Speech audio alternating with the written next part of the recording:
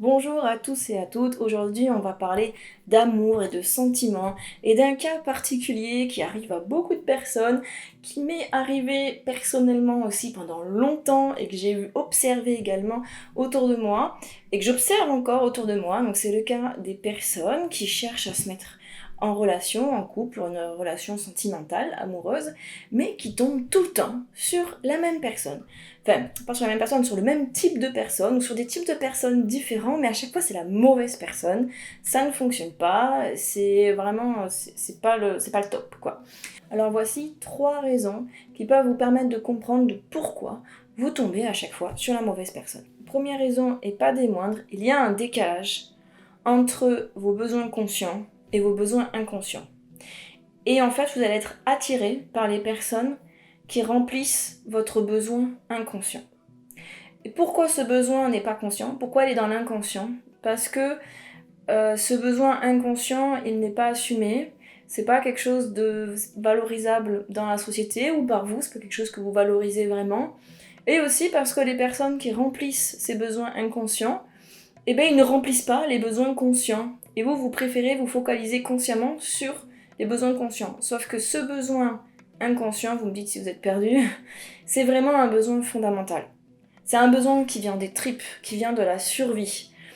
Et les personnes qui vont avoir des signes qui fait penser à votre inconscient que là, cette personne, elle va combler ce besoin qui vient des tripes, qui vient de la survie, ben vous allez y aller. C'est comme une forme de programme de survie qui n'a rien à voir avec le mental.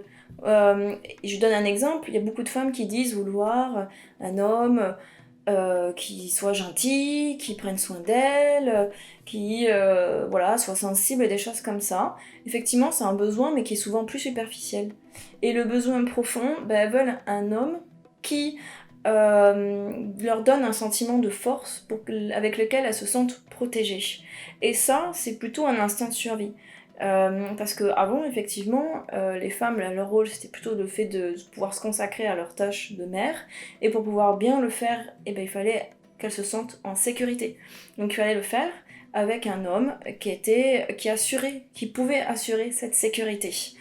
Voilà, et ben, en fait les hommes qui peuvent assurer cette sécurité, souvent aux yeux des femmes, dans l'héritage que les femmes peuvent avoir, c'est pas un homme tout gentil, tout mignon. C'est plutôt un homme qui a des démonstrations de force, un peu macho, enfin voilà, avec ce genre de caractéristiques. Et il y a beaucoup de femmes en fait qui s'attirent ce genre d'homme à elles, et ben, elles ont pas les autres besoins. C'est pas couvert, le besoin d'affection, etc. Elles sont malheureuses tout le temps et puis elles comprennent pas, puis elles se dévalorisent, elles se disent ben, peut-être que je le mérite pas en fait. Et en fait non, c'est juste un conflit de besoins. Et quand on arrive à voir, ok, il y a un conflit entre mes besoins, et il y a un besoin qui est inconscient, qui est prépondérant par rapport au besoin conscient, ben je vais aller le visiter, ce besoin, et aller lui dire que, ok, là tu peux te calmer, là en fait on est en sécurité. Tu peux lâcher prise. Et une fois que ce besoin-là, cette tension, ce qui vient d'une peur, elle est relâchée, là vous allez pouvoir plutôt accéder à une personne qui peut combler les besoins plutôt conscients et les besoins sur lesquels qui sont vraiment importants pour vous. Donc ça c'est le point numéro 1. Point numéro 2, qui est aussi assez courant, en fait inconsciemment, vous ne voulez pas tomber sur la bonne personne. Il y a beaucoup de familles qui entretiennent des formes de conflits entre les hommes et les femmes. Et dans ces conflits, il y a une volonté de pas céder, de continuer dans ce conflit. Il y a une espèce de... C'est un truc, en fait, qui n'a plus aucune rationalité. C'est un truc qui vient depuis des générations et des générations. Et en fait, on sait même plus qui est arrivé en premier entre la poule et l'œuf.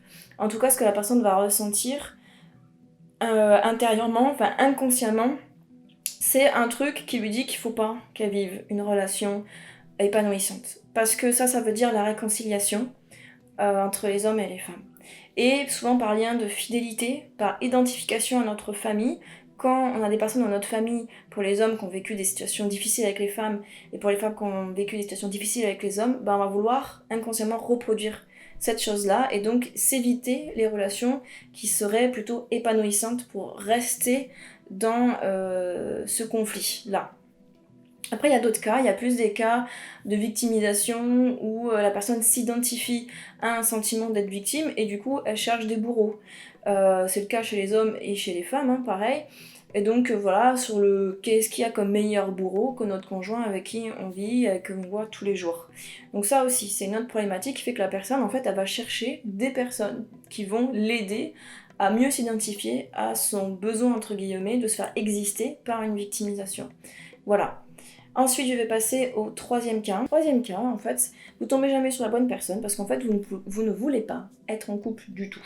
Alors, il y a plein de raisons avec le fait de ne pas vouloir être en couple, parce que peut-être c'est pas notre priorité, parce que peut-être dans la vision classique du couple, c'est quelque chose que vous ne voulez pas, ou vous voulez pas le couple de cette manière-là, mais vous n'avez pas conscience de tout ça. Et du coup, il y a une pulsion qui va vers la rencontre pour aller vers une relation couple, une autre pulsion qui veut pas. Et du coup, la pulsion... Pour que les deux arrivent à s'exprimer en même temps, et ben vous allez commencer une relation qui va s'avorter d'elle-même très rapidement. Et ben ça vous permet d'être un peu en couple et souvent pas en couple. Donc ça c'est vraiment important d'être au clair avec soi-même. Est-ce qu'on a vraiment des résistances à être en couple? Est-ce qu'on est vraiment aligné avec ça?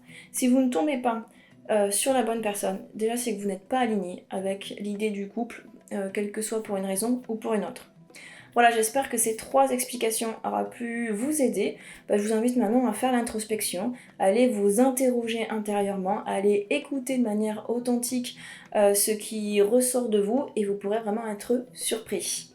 Si cette vidéo vous a été utile, que vous avez aimé, n'hésitez pas à la liker, à la commenter, à la partager et je vous dis à très bientôt dans une prochaine vidéo.